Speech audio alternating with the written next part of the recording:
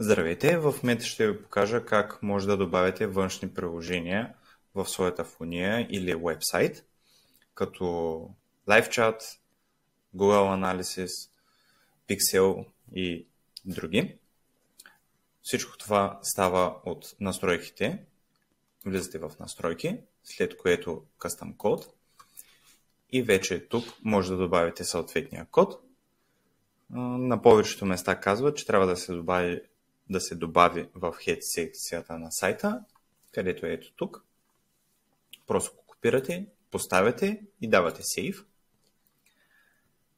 За Facebook Pixel идвате отново в настройки, след което влизате в апликации, добави апликация и от тук вече може да изберете от вече съществуващите, които са вградени апликации.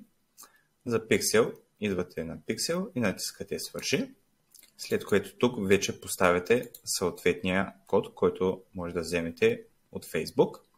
Давате потвърди и готово.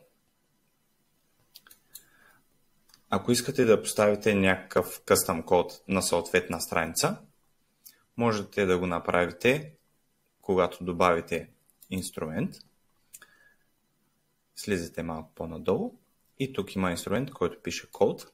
Взимате го и го поставите където желаете.